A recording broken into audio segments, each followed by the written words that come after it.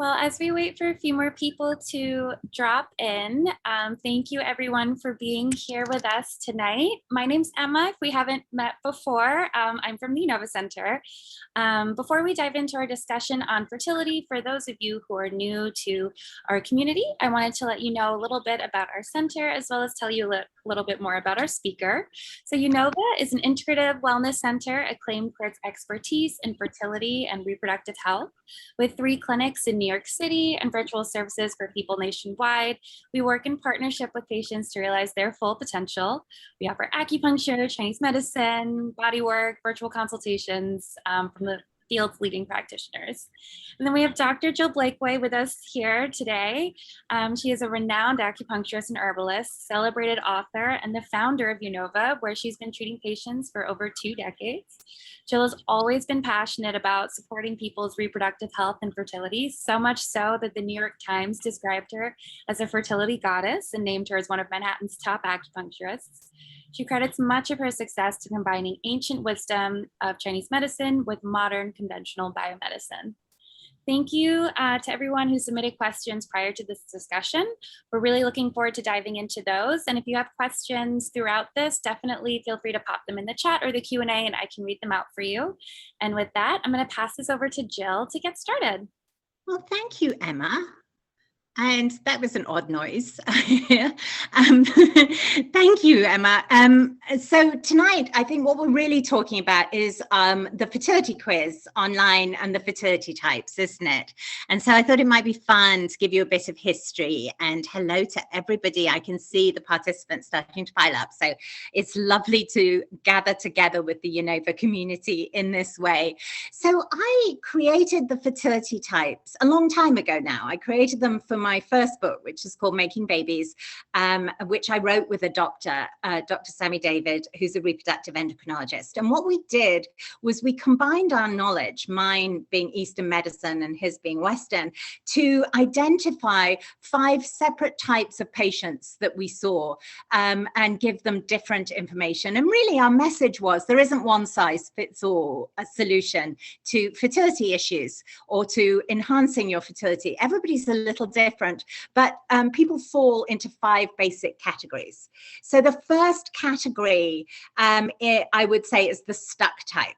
And the good news is you don't have to work it out from what type you are by listening to me. You can actually go to the Unova website, can't you, Emma, and take the fertility quiz, and you will find your type. And I think we've revamped the fertility quiz to make it even more accurate. And I think it launched today. Is that right, Emma? Well, congratulations, because I know there was a lot of hard work in that. It's involved to ask you all these questions so that you divide yourselves into types. So the first type I'm going to discuss, and then I'm going to answer all your questions, is the stuck type. And we designed this really for the kind of patients who are a little bit estrogen dominant in relation to progesterone. And those people tend to have PMS, painful periods sometimes, breast tenderness, sometimes fibrocystic breasts, sometimes fibroids or even endometriosis or uterine polyps. It's all on a bit of a continuum. But really their issue is that they have slightly lower progesterone in the luteal phase, which means they get a little bit estrogen dominant. And that's what a lot of those PMS symptoms are about. So we wanted to give them advice that raised their progesterone and lowered their estrogen, as well as all the general advice we would give about how to get pregnant. And so we created a 3-month program for those people that was based on that idea. They're also the kind of people for whom stress manifests physically. So they're often people with nervous tummies and things like that. And they tend to be kind of pressure cookery. They bottle up. I'm a stuck type, so I say they, but I should say we bottle up and then it leaks out the sides in irritability and that kind of thing. So that's the stuck type. And that is really almost the opposite of what we called the dry type, which was people who were possibly a little bit more menopausal and had low estrogen. And these people are suffering from vaginal dryness and dry skin, dry eyes, constipation, insomnia, hot flashes, night sweats. Again, it's on a bit of a continuum. So some people are just a little hotter at night and just notice that they're getting drier, and some people have full-on night sweats. And so, of course, we wanted to do the exact opposite to the estrogen dominant people. We wanted to help these people very safely. And I say safely because taking external estrogens is unsafe for women. That's what happened when women took a lot of HRT during menopause, and we ended up with higher breast cancer rates. So we wanted to very gently help their body to produce more estrogen, and that all of the advice is aimed in that direction. And then we have two types that are quite similar. One's the tired type and one's the waterlogged type. And they both have metabolic issues. They're both sensitive to sugar and insulin resistant a little bit. They get sluggish. They're often tired in the afternoons and need a muffin to pick them up. I have a bit of the tired type in me too. You can be more than one type. And they are groggy in the morning and things like that. And that's the tired type. And then the waterlogged type is all of that plus cysts, really, and very irregular menses. And these are the people who often have PCOS. They have elevated androgens. They have an imbalance when it comes to insulin, and they're a little insulin resistant. It causes their androgens to go up and their ovaries become a bit erratic, and they either stop ovulating or they ovulate spasmodically and irregularly. And then the last type is the pale type. And that wasn't a reference to complexion so much as when we notice that people are pale in the clinic, we look at their gums and their nails and things like that. But this type is undernourished a little bit. And that can be because they're strict dieters and big exercisers, or it can be just because their digestive system isn't allowing them to get all the nutrition from their food. And so everything that we prescribed for this type in their 3-month program in Making Babies was about giving them extra nourishment. Some of them are anemic, but not all of them. Some of them have sort of subclinical nutritional deficiencies. Sometimes vegetarians, not all vegetarians, but a plant-based diet is really healthy, but some vegetarians don't get quite the amount of nourishment they need, and it takes them a little longer to get pregnant. They often fall into the pale type, and so we give them extra nourishment. So those are the types, and we have produced herbal formulas for each type, which you can buy on the Unova website. And if you have any difficulty understanding your type, you can have a virtual consult with us or come in and see us for acupuncture. And it's really easy for us to work it out because we do this all day. But the quiz has been taken by lots and lots of people, and we are very confident, aren't we, that it gives the right type. I took it and it was right for me. So I think taking the quiz is the best route. And with that said, let's get into answering some questions, because I know that you have some that people sent in earlier on Instagram and things. Yeah, so we have a few. We also have a few in the Q&A here. I'm not sure which one we should start with. The Q&A one is an interesting one, so maybe we'll start with that and then we'll dive into the pre-sent in one. So someone had heard people say that acupuncture and moxa are for, and in quotations, very specifically, weak people. And if you don't have any obvious issues in the trying to conceive journey, you shouldn't need them. Is this true? We'd love to hear your thoughts on the role Chinese medicine and East Asian medicine can play. Well, Grace, I think that's actually a good question.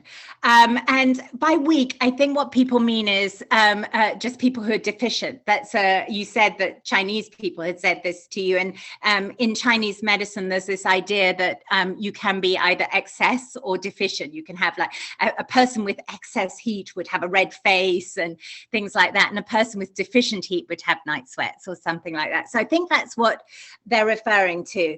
And It isn't true that acupuncture and moxa only help weak people. There are conditions that get in the way of getting pregnant that aren't to do with deficiency or lack of. And I'm thinking of circulatory problems and things like that, rather than say when we were talking about the pale type and we're talking about them being undernourished, that is a kind of weakness.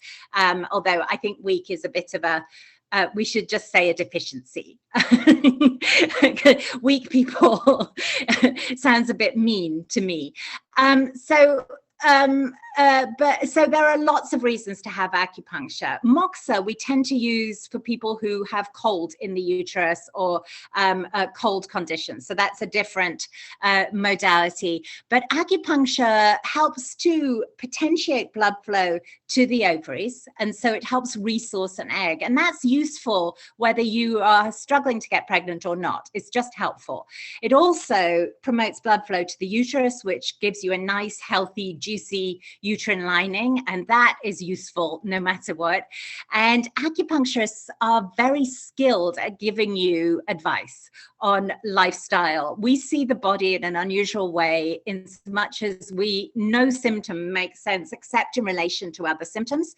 So we're always seeing pattern, and we're always seeing how one organ system interacts with another. And I always tell people I've solved more fertility problems for people by sorting out their digestion than just about anything else for that reason. So I think it is worth consulting an acupuncturist if it's within your budget. If you're struggling with fertility, obviously it's really worth coming to see us. But if you want some preparation for a healthy pregnancy, I would say that healthy bodies have healthy babies for the most part. And we have a lot that we can give you, both in terms of advice and in terms of acupuncture treatment. Good question. That was a good question. You mentioned digestion, and we had a few food questions. So I thought I would ask some of those now, and then we'll get to the moxa question, Grace, in a little bit too. So we had a great question that was, how do I deal with the grumpiness of trying to follow the 3-month program since I need to change my diet so much? And I really sympathize with this because it can be really difficult. I do too. Things out, and I thought it was a great question because we often, I feel like we hear the advice, cut this out or change this, but the grumpiness factor is important too. Yes, and I think this is a very good question because I think there is a grumpiness factor. Amapreet is asking if the recording is going to be available later, and it is, Amapreet. So if you have to go because you're still at work, Emma will send you the link to the recording tomorrow, we promise. Grumpiness. I think it's always really difficult when you give advice because I want to, when I wrote Making Babies, I wanted to give you everything we knew because that was the point. Sammy and I thought, well, we never have time to tell patients all of these things that we actually know, and we could just write them all down and here it all is. But I worry that it can become a little tight and draconian. And the truth is that 80% is perfection. You don't have to do everything perfectly. And I think a lot of people, and I'm a bit like this, and Emma, you're a bit like this too, actually. If we're going to do something, we're like, okay, so we're going to do it and it's going to be perfect. And it's all very intimidating. So I think the first thing to understand is that with all these suggestions, they are just suggestions, and if you get it sort of 70 to 80% in the right direction, you can cheat a bit and nothing terrible is going to happen. So that's the first thing. The second thing I find when I'm counseling patients, particularly when I'm doing virtual fertility coaching, that it's helpful to add things rather than take things away to start with. So I would start by focusing on adding in some new things. So for instance, there's a different fertility diet in Making Babies for each of the 5 types, but the basics are the same for everyone. We need some good quality protein and lots of vegetables, including leafy greens, high quality fats, like olive oil, avocados, fatty fish like salmon or mackerel or sardines, that kind of thing, and low sugar. So I would start by adding like high quality fats and, so adding in an avocado or a handful of nuts or something like that, so that you're not starting this thing with deprivation. And I have to tell you that patients have told me this over and over again over the years. There are no, the fertility journey is really hard. So I don't want to say there are blessings in it sort of blithely, but patients, when they get to the end of it and they have a baby, tell me, you know what, I learned so much about my body on this journey, and I think I'll be healthier going forward. So I think it's important. Obviously, you have a goal, and your goal is to get pregnant, and we want to support you in that goal. But it's also important to see this as understanding how your body works and knowing what to do to help you feel good. And so anything that makes you run too tight and get really stressy and grumpy is not helping you feel good. And I regularly with patients will trade them things like, they if they love coffee, and I really understand, I am drinking tea at the moment, but I am a coffee drinker. One cup of coffee isn't going to be the end of the world. The reason we limit coffee is because it makes fertile egg white cervical mucus a little bit more acidic, and because also when people are pregnant, it crosses the placenta, and too much coffee can cause early miscarriage. So we ask you to cut back on coffee, and if you can give it up, that's great. But if 1 cup of coffee in the morning is really meaningful to you, I think you should do it. Like, it's 1 cup of coffee. You're not taking hemlock. And so it's important to have a sense of proportion about it, I think. But that's my sort of general advice. And I think you might be, the patient, whoever asked that question. And if you are, you could ask your practitioner either in a virtual or in person for some suggestions about things to do that are helpful and add to your life rather than take away. And cheat here and there. You could allow yourself like a cheat day, or you could have 1 cheat a day, something like that. But you can break the rules. They're your rules, and you can break them a little bit. And we can tell by how you feel whether you're still making progress. That's great. I love the idea of 80% is perfection. I think that's a helpful reminder, probably generally, especially in this context. Another food question we have, which is super topical or just relevant right now really, is someone said, I'm struggling with warm cooked foods during the summer months. It is very hot. They said, my apartment is hot and all I want is cold fruit and raw salads, which I also only want those things. Do you have any tips on food that is good during hot summer months? Yes. I do, actually. And I agree with you. It's baking. I'm actually sweating sitting here, actually. This is a particularly humid day. And the thought of having soup is really not fun at all. So I agree with you. But here's the good news. The reason we suggest for certain types in Chinese medicine that you eat warm foods is because your digestive system has trouble pulling the nutrition out of food that's cold. You can imagine it has to expend a lot of energy warming it up in order to break things down.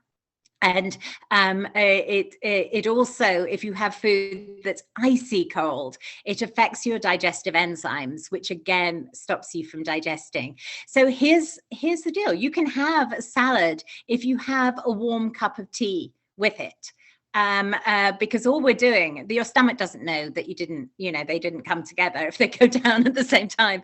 All we're doing is warming things up a little bit so that we don't interfere with digestive enzymes and digestion, and so that you can get the correct nutrition from your food. So I am drinking a cup of Solomon seal tea at the moment.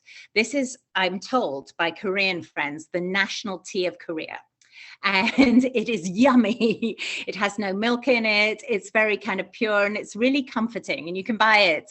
You can buy it on Amazon or in Asian stores and things like that. And for some reason, even though I drink it hot, it's really refreshing. So I have taken a leaf out of my Southern Korean friend's book and taken to drinking Solomon seal tea. You might want to try doing that in the summer months. But yes, you can have your salads. I would avoid icy cold things. So ice cream, of course, feels great when it's this hot, but it is a combination of icy cold and sugar.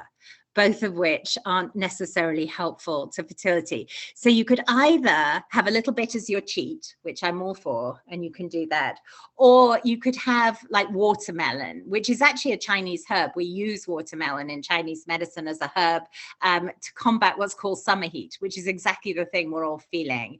And you could have that out of the fridge, but not frozen, sort of thing. So those are my suggestions. I think it's I'm really glad you asked that question, because in the book, we talked about, you should, if you're the tired type, you should only have warm food. But really, if we ever rewrite, which I'm sure we will at some point, we should add that in the height of the summer, you could just have your salad with some tea, and that would be just fine. After this recording, as Jill mentioned, I'll send a link to the recording and a little recap, and I'll definitely add a link to that tea for anyone who's interested. It sounds great. It also calms the spirit. It's a Chinese herb, Solomon seal, as well as a Korean tea, and it's used to calm anxiety. And honestly, once I discovered Solomon seal tea, it kind of changed my life. So yes, we'll give you a link.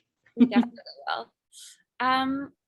Just to jump back to Chinese medicine, acupuncture, and moxa, the second half of the first question I thought we could revisit was that some people say that acupuncture and moxa can be dangerous and have a reverse effect if used in the wrong ways. How does someone know that they're doing the right thing, especially for at-home moxa? Yes. Well, moxa is usually good. It's circulatory. Moxa is really interesting. It is, it's mugwort. It's a form of sage, and it creates a really penetrating heat.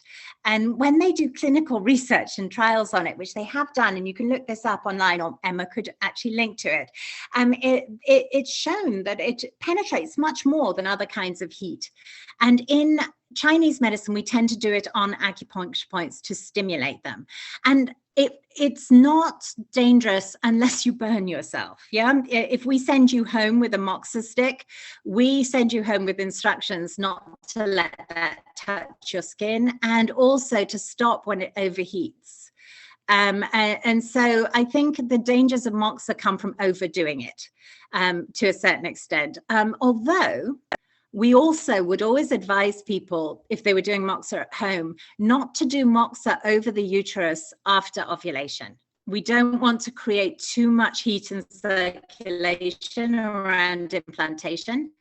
And so we wouldn't be doing moxa at that point in the clinic. And if you were doing it at home, we'd tell you not to do it at that point. So those are the sort of caveats about moxa, but it's not dangerous unless you burn yourself. And it's a very safe modality, which is why people do it at home and buy moxa sticks and things like that. It's particularly safe when we do it for you, of course, and we get the acupuncture points accurate. And it's the same with acupuncture. Acupuncture is a really safe modality. There are very few adverse incidents when it comes to acupuncture, and they're almost always pretty low level. So for instance, occasionally people bruise, but they get better. Occasionally a nerve, and really occasionally a nerve gets a little zingy and it might hurt for 6-7 hours afterwards, but then it resolves. Acupuncture done by people who aren't trained can result in a collapsed lung, a pneumothorax. That isn't something that happens with a trained acupuncturist. That just isn't something that happens. It's really easy to avoid, and it's probably, acupuncturists go to school for 4 to 5 years, including 2 years of supervised clinical practice.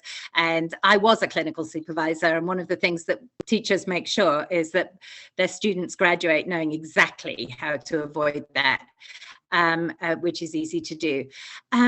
There are, however, points that are contraindicated in pregnancy because they're too moving. And really, when it comes to fertility, I think seeing a specialized fertility acupuncturist is probably a good idea, but also just a really experienced generalist as well would be fine. But there are points that we avoid. And actually, interestingly, they're the same points we use at the end of pregnancy to get you ready for labor, because they get the pelvic girdle all sort of loosened up and things like that, but we avoid them during early pregnancy, actually during all of pregnancy until the last 2 or 3 weeks. So that would be something to be cognizant of. But any competent fertility acupuncturist, like everybody at Unova, is well aware of all of that. And acupuncture is mostly just helpful. You get a lovely endorphin release, so you feel kind of nice and floaty. It's good for relieving stress. We can use it to balance hormones. We talked about the circulatory effects a little while ago, but we can also use it to reduce inflammation. It can be used in early pregnancy for lots of the common early pregnancy ailments like nausea and vomiting and fatigue and edema and things like that, really successfully. And we always advise it, and doctors, OBs often prescribe it, because when people are pregnant, it's one of the safest things you can do. It's not chemical. You know, if you have headaches during pregnancy, you may need to take a pharmaceutical at some point, but you should probably try acupuncture first, because it's not making any kind of chemical changes in your body. And so it can be really helpful. So I would say, on balance, thank you for asking the question, acupuncture is safe. That it's rare for there to be a negative incident. It's good to see someone who is experienced and a specialist, particularly when it comes to reproductive medicine.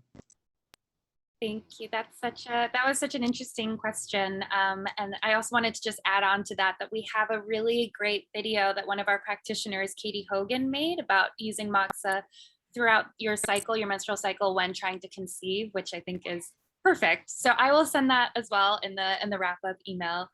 So thank you for the question. It's a great one. So someone was wondering, I feel like this is something that we hear a lot as well, this kind of, in quotations, the fertility clock, which I don't know if is actually really the right phrasing, but someone was wondering if there's a particular age when someone should start thinking more about getting pregnant or moving faster towards making decisions about getting pregnant. Is there any advice you would have for someone wondering about age and fertility? It varies, unfortunately, or fortunately, depending on how you look at it, but it makes it difficult for us to give you hard and fast advice about fertility and age. And we often get that sort of question, when is too late? And it isn't a sort of hard and fast age thing, although over the whole population, you can look at statistics and say that fertility diminishes after 40 and again after 42, that kind of thing. But individuals vary hugely. And we have had people get pregnant at Unova, not many, 2, in fact, naturally at 47, but that is quite rare. Your fertility begins to diminish in your 30s, although not in a way that means you won't get pregnant for most people. So the answer really is that you need to do some baseline testing to see where you're at now, because that can help you predict how quickly you have to move and how much time you have. And most important is your AMH, your level of anti-Müllerian hormone, and your FSH, your follicle stimulating hormone. And they combined, those numbers combined, can tell us a lot about your current state of fertility. The anti-Müllerian hormone measures it's a hormone that's given off by eggs. Yes, so it measures your egg reservoir in some ways, and the lower it is, the better. The higher the higher it is, the better, within certain parameters. People with PCOS have high AMH for other reasons, but and the lower it is, the more problematic. And that doesn't mean you won't get pregnant, but it does mean that you might want to consider egg freezing or embryo banking or something like that, so that you just move the process along. FSH measures how much follicle stimulating hormone your body needs in order to produce an egg. So the higher it is, the more problematic it is. And anything under 10 is considered to be absolutely fine. And to be honest, 10 to 12, still not, people get pregnant quite easily. I've had people get pregnant with FSHs much higher than that, but the higher it goes, the closer you are in some ways to menopause, and your body is having to work harder to produce an egg. So I would suggest that you start by getting those measured rather than worrying about your age, because age is a bit of a number and people vary hugely in their reproductive capacity based on age. And then get some advice from a doctor or people like us about how quickly you should move, and whether you have some time to, relax a little bit about this and try naturally for several months. Thank you. That was interesting. And that's a great question. I know that it's difficult because it varies. So it's a difficult. Everybody's so different. Yeah. We had another question that someone submitted. They said, as a woman with MS, I've always been curious about autoimmune disorders and their possible impact on fertility and what can be done about it, and wondered what your thoughts were. Yes. So I've had plenty of patients with MS get pregnant, incidentally, but autoimmune disorders they don't always, but they can affect fertility. And there's a couple of ways, really. One is that they tend to be inflammatory. Your body tends to be overreacting and mounting inflammatory reactions to things that it could be taking in its stride. And so reducing inflammation is really important. And I think if you have an autoimmune issue, going on a diet that takes out inflammatory foods, things like milk can often be inflammatory, cow's milk, although yogurt less so, I think, because it's already broken down. So you could, get your calcium and your probiotics from a bit of yogurt, but knock other things like cheese and milk on the head. Nightshade vegetables can be inflammatory, spicy foods, coffee, alcohol, all the fun stuff, I'm afraid. But if you look at the autoimmune paleo diet, that is actually what I usually refer patients with autoimmune issues to. The other issue with autoimmune diseases is occasionally people mount an autoimmune reaction or an immune reaction against an embryo that's implanting. And it doesn't happen that often, but we do see it. And they end up with things like elevated natural killer cells. And there are ways of testing to see if your immune system is overreacting in a way that's inhibiting implantation or causing early miscarriage. So those are the two things to look out for. An overactive immune system that's affecting embryo implantation and inflammation, but all of them are dealable with. Actually, between Eastern and Western medicine, we can deal with those things. So plenty of people with MS get pregnant and have good, healthy pregnancies. It just requires a little bit more monitoring and care. Thank you for that.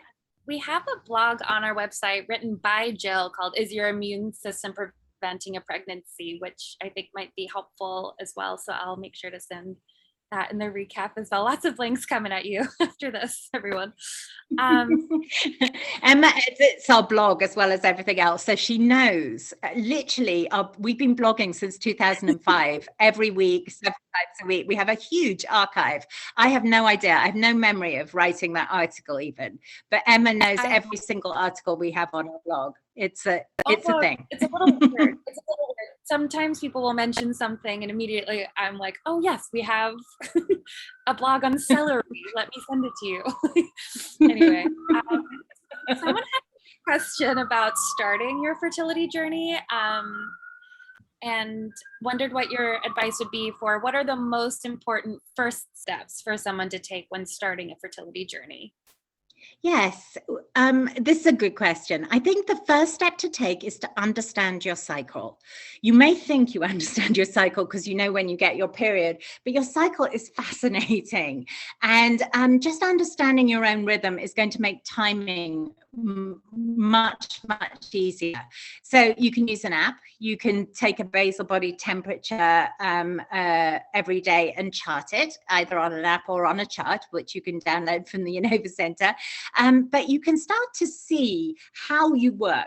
Really, this is what an optimal cycle looks like. I'm going to describe an optimal cycle, and then any way you deviate from that is worth troubleshooting. So you get your period. It should last between 4 and 6 days. It should start with flow. So if you spot for a few days beforehand, that is something that's worth troubleshooting, and you may or may not have ever noticed, but suddenly you will.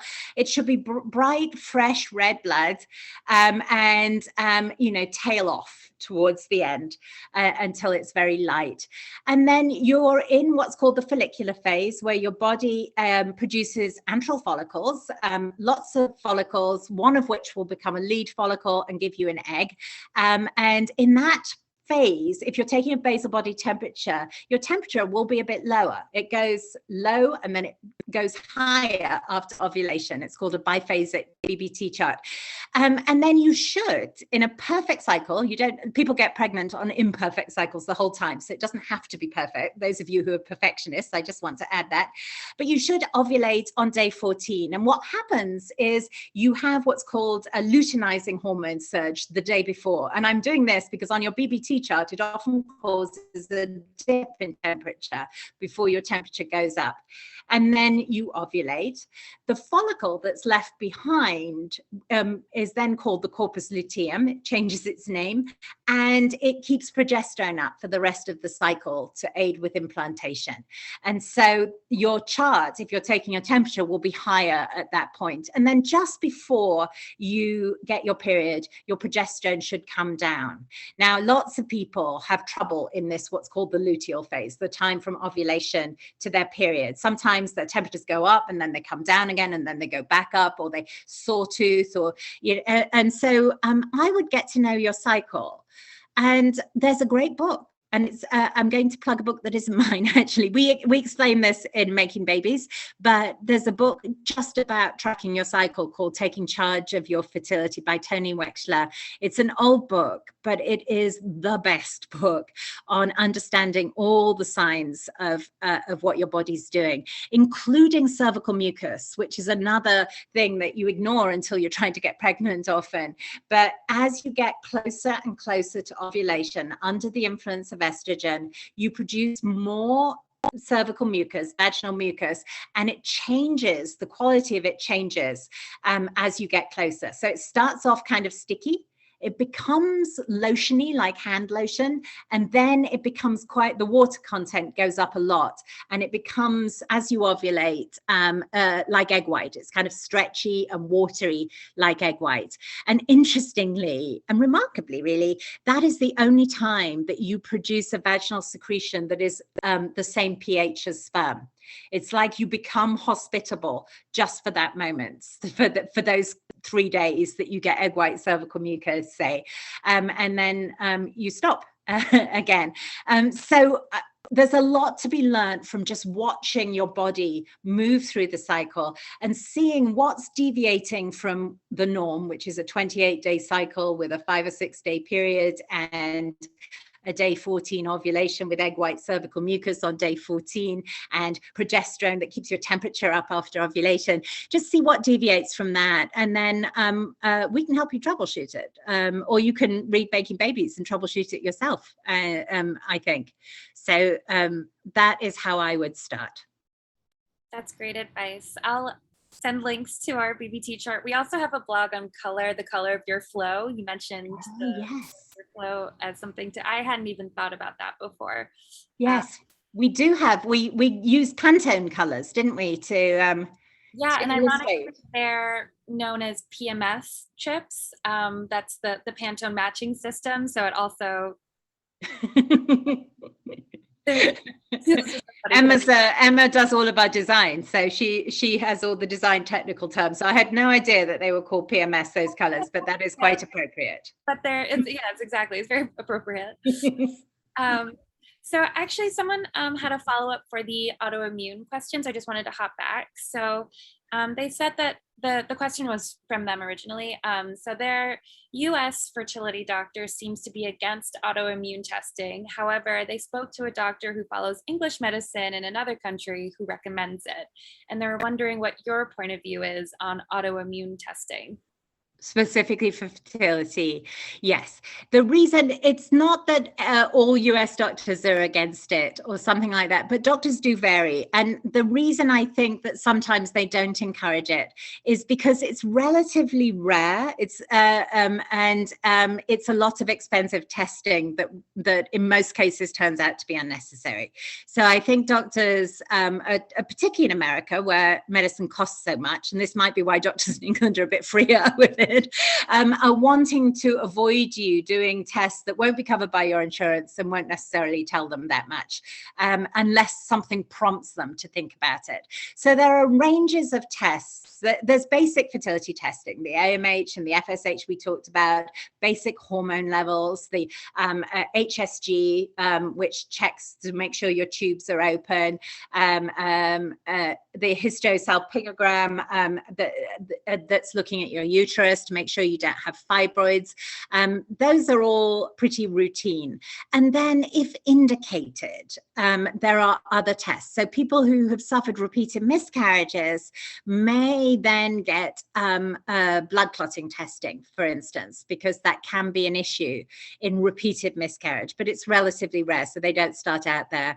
And the same thing with immune testing. It's not that common. And usually we can see it. We see the red flags, like the last person whose question was about her MS. A fertility doctor would look at immune markers for her straight away. They wouldn't be putting that off. But in someone who appears to be healthy and doesn't have any autoimmune conditions, it's probably not the first place they go. But then if that same patient had a number of miscarriages in a row, sadly, then they might start to think, oh, I wonder if there's a hidden immune issue that we haven't looked at, and then they would look at it. So that tends to be what happens in the United States.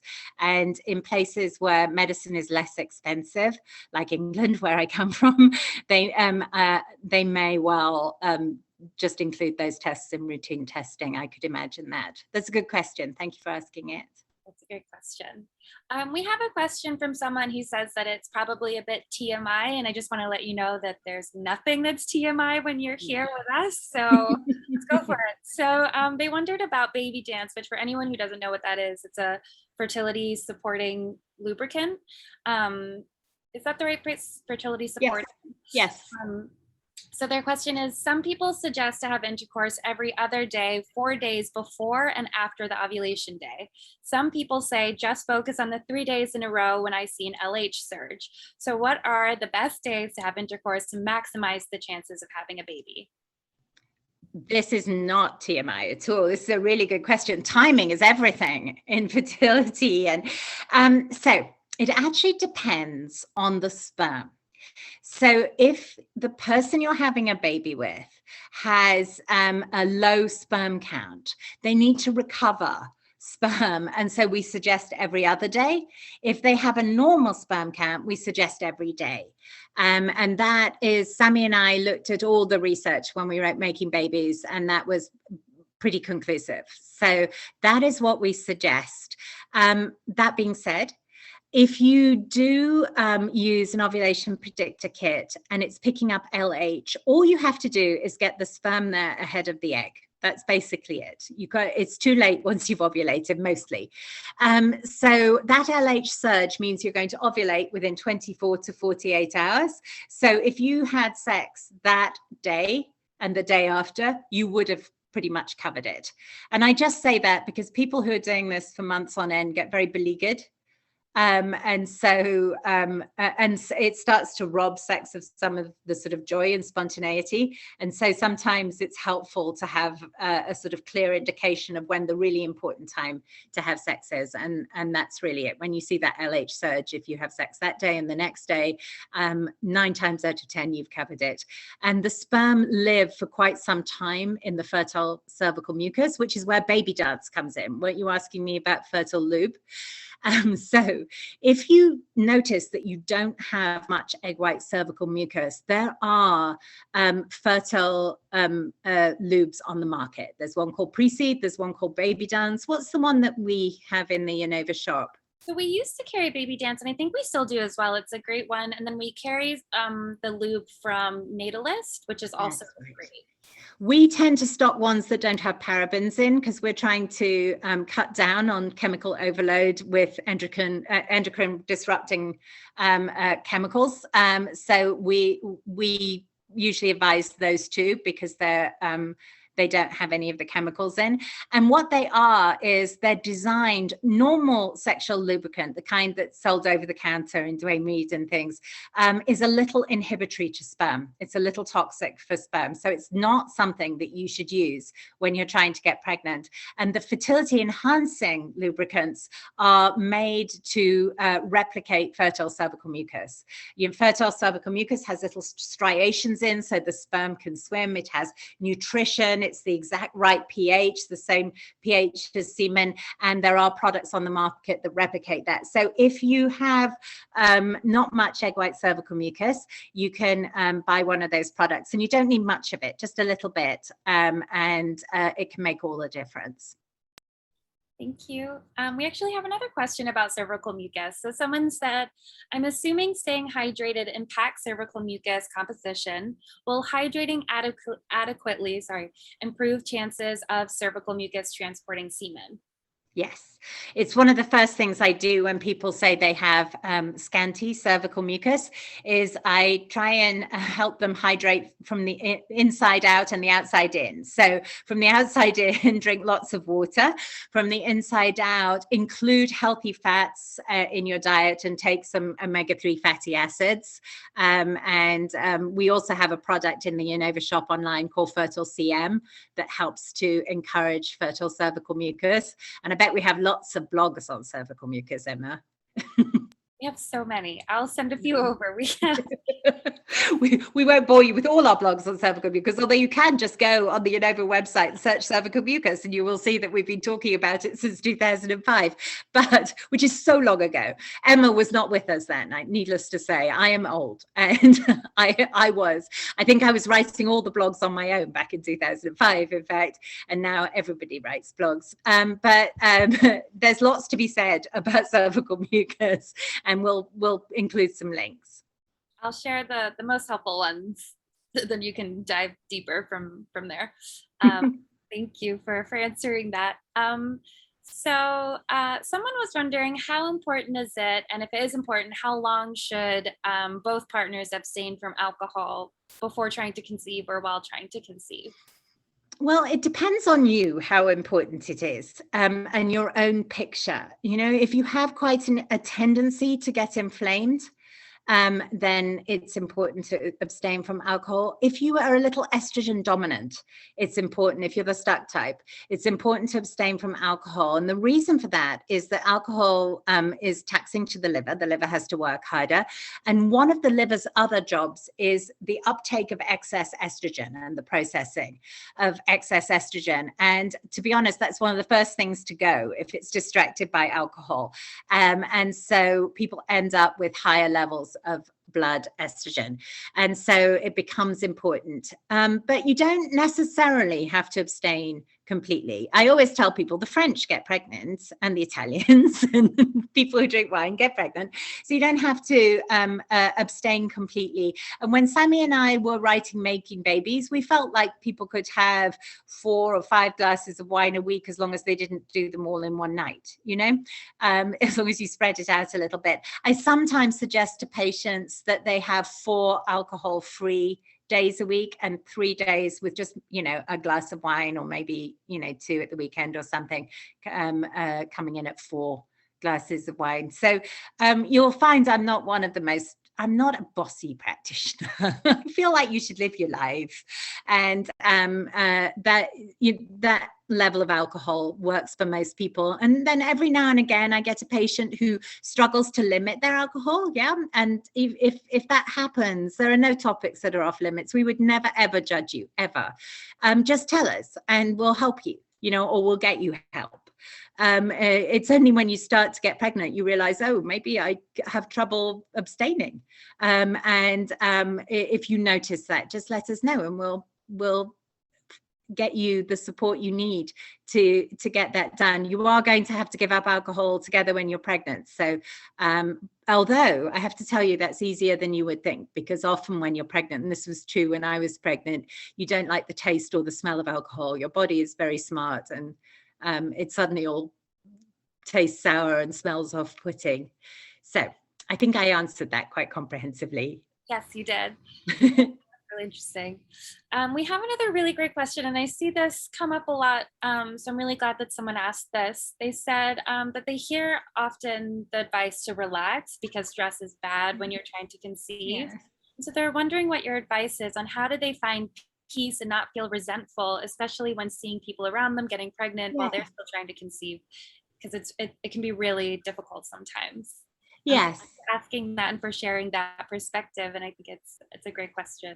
I mean, trying to get pregnant when it's not working is really stressful. And then what happens is my patients get stressed about being stressed because they've read that being stressed gets in the way of getting pregnant.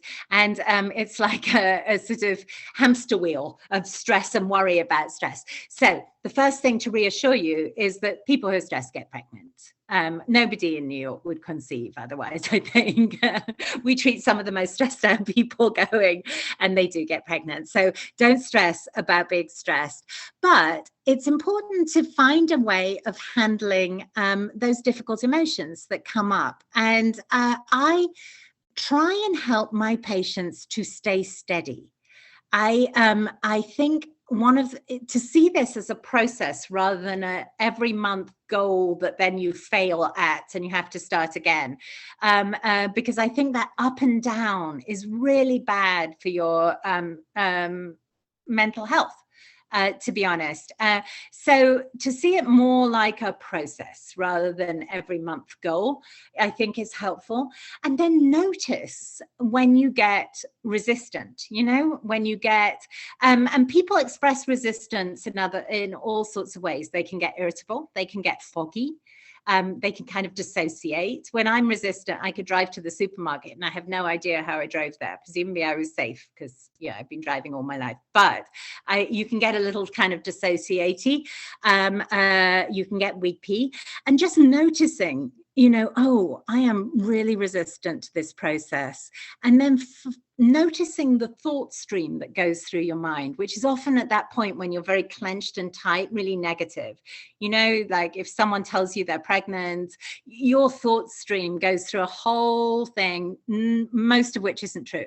I'll never get pregnant. There's something really wrong with me. What will happen to me, etc., etc. I once had a patient who said to me, Jill, I would be much more sane going through this process if I knew it was all going to be all right in the end. And I remember thinking, oh, that's so smart, because that's it. It's the unknown of it. How do you live in the unknown for any length of time? So just also don't make yourself do things that really are painful for you. Yeah, like if going to a baby shower is excruciating, make an excuse, be nice to yourself. You don't always have to give of yourself in a way that just makes you feel bad. I know this, I've been helping fertility patients get pregnant for 25 years. So you can imagine how well I know this area and the pain that people go through. And people make themselves go to baby showers. It's difficult because nobody knows you're struggling except probably your partner and maybe your mom. And so it's difficult, but just make an excuse. Just do what gives you ease through this process and give yourself permission to do that. And if you feel like stress and sort of negative thoughts are becoming really intrusive, tell us, because we have herbs for this. We can get you counseling with, people who are experienced in dealing with people who have the disappointment every month of not getting pregnant. We are very good at listening, and patients are always telling us that we're like big sisters, that we are a really good sounding board to listen to at the Unova Center. We do this all day, and we, more than anyone, are sympathetic to this journey because we listen to people trying to get pregnant all day and their struggles. So be kind to yourself. Find something that relieves tension. And that doesn't have to be massively worthy. I mean, if you like meditating or yoga, you should do it.